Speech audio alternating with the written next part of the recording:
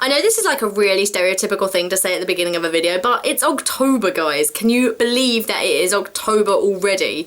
Like, we are almost near the new year. It is almost 2014. Well, not quite. We've still got like 3 whole months to go, but you get what I'm saying. This year has gone ridiculously fast that it's just unbelievable. Where on earth is the time going? Bring back time.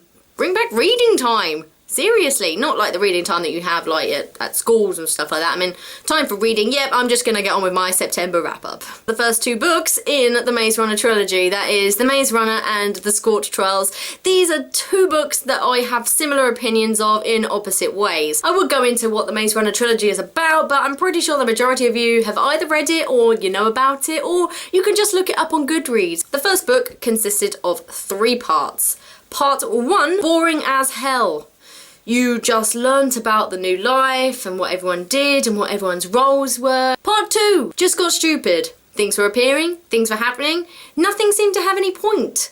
Everything just seemed to happen because of no reason whatsoever. Third part, absolutely amazing, mind blown, want to carry on reading, literally edge of seat stuff that was, which made me want to carry on straight on to book 2, which I did actually do 2 books later, I'm pretty sure. So on to book 2, that also consists of 3 parts. Part 1, absolutely amazing, carries on where it left off in The Maze Runner. Tension, surprises, don't know what's going on, everything's just so new and different, and I thought at the beginning of this book that this book was going to be absolutely amazing. Middle of the book, getting okay, not amazing, it's just getting past, it's not bad, but things are happening, some exciting things, but they're mainly levelled off by a hell of a lot of walking. Third part of the book just got ridiculously stupid. Monsters appearing, no point, again, and things just seem to get worse, and does anything actually have a point? Oh, and the other thing that really annoyed me was Tom in the second book, in The Scorched Trials. He would not stop going on about Teresa. Whenever he was talking to another girl, he would just think in his mind, oh, but Teresa, what would she think if I was going with this other girl? Shut up, Tom. You have got more serious life-threatening things to think about other than your love for this girl, Teresa. Get your priorities straight, love. I also read Fearsome Dreamer by Law Eve. Now, Hotkey Books were kind enough to give me a review copy of this book, so if you want to see a written review of this, then I will leave some links in the down bar below for you to go check that out if you would. When I first started reading it, it was absolutely amazing. The world building is literally second to none. Possibly one of my favourite books that has world building in it to date. World building is just one of my favourite things to read about, and I felt as though everything in that book was wrapped up. No plot holes, everything was explained, and it was only when I got to about 60% of the way through the book that I realised that it was just all world building. Nothing had actually happened. There was no character development or anything like that. It was literally just an outline of how the world worked, and as interesting and as amazing as it was, it just isn't a book. World building in itself isn't a book, and that really disappointed me. Honest to God, I think that I will carry on with the series just to see if it does carry on where it left off, which wasn't really on anything.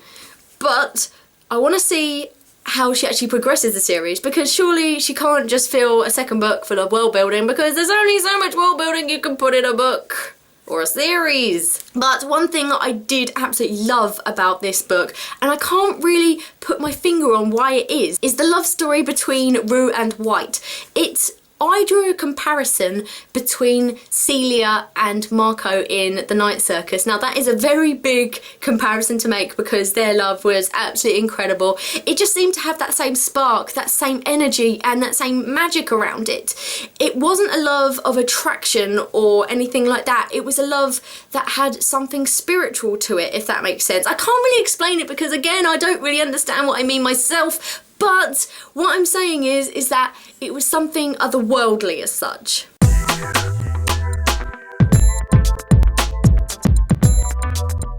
Next book I read was Lost at Sea by Jon Ronson. Jon Ronson is a journalist that works for The Guardian, and he actually writes, obviously being a journalist, a load of articles, and a lot of these articles, or some of these articles, are compiled into this book filled with weird and wonderful things that he has done throughout his journeys. It's a non-fiction book. I have never read any non-fiction books because of the fact that I thought that they'd be crap. I'm more into the kind of fantastical fictional side of things rather than the factual things. I mean, I don't read newspapers or watch the news or anything like that, so I'm not really all big on things that are happening as such. But this book definitely made me open my eyes to the big wide world that is around me and the little things that actually happen in it, and the fact that the little things can actually be a lot more interesting than the big things. Whilst reading this book, I found that it highlighted a load of things that were interesting that you wouldn't necessarily think about on a day-to-day basis, but they kind of gave you a behind-the-scenes look at them. Like, for example, they showed you behind the scenes of people in America that do the food contests. They showed you the Alpha Group, and they went to the North Pole, which is in Alaska or something like that, where all the kids that send their letters to Santa, that's where all the letters go. Basically useless bits of knowledge, but made really interesting, and with Jon Ronson's writing style, it just added to it. He is witty and dry and just hilarious with his writing. When I'd actually finished the book, I read a review about it, and somebody had said, which is kind of true, that they didn't like the book because of the fact that they felt that Jon Ronson didn't really research his topics enough, and that it was just really loosely based around facts and just basically around opinions. And I quite liked that about it, to be honest. There was one example, which is the Alpha Group that was run once a week. There were a couple of weeks that he didn't attend, and he wrote up on the whole thing. But I don't think that that hindered it at all. I still think that he got the right amount across, and in a way it kind of gives it a more personal touch, because not everybody goes to every single group or does everything exactly the way that it's supposed to be done. So it was kind of giving a more human opinion on something rather than something a little bit contrived and a little bit too formal. I also read Every Day by David Levithan. I went into this book with amazing expectations, and I definitely was not disappointed. Seriously guys, this is a really good book. It's one of those books that really makes you think about your life, and I compared this to Before I Fall by Lauren Oliver just for that reason. It revolves around A. A is not a male or a female. He's not gay, straight, transsexual, transgender. He's not anything. You can't define A, even though I just did with a he. Let's for this little video presume it's a he, okay? Just to make it easier on ourselves.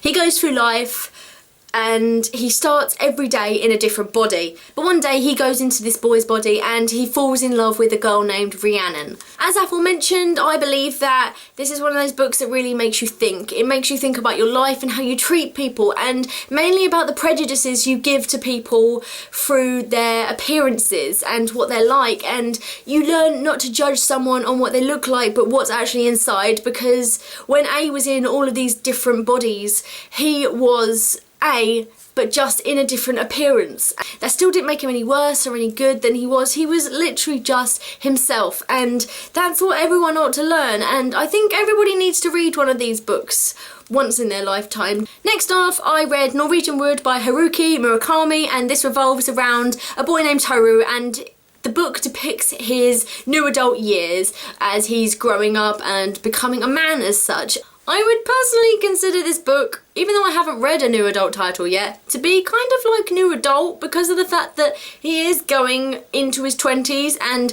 that kind of age range is what I class to be new adult as such, and also a little bit of contemporary. And for me, who doesn't like contemporaries, this was flipping amazing. I really hate when somebody over-describes something, and sometimes there can be way too much description in a book, but this book was absolutely fantastic. It was just beautifully written. The imagery was beautiful, and I felt as though the life of Toru was really well depicted, because life isn't all about rainbows and butterflies, and life isn't full of happiness all the time. Life is full of ups and downs because of the fact that life can be gritty, life can be rough. Life is rough on everyone, but there are some people that it hits harder than others, and this book is what depicts that life. It depicts the way that somebody can just be totally unlucky, and I don't think that it was done in like a really negative way. It was done in a way that opened your eyes. To be honest, there wasn't really much of a story. It was kind of just depicting life, but I thought that it was really refreshing to read something like that rather than some lovey-dovey love story.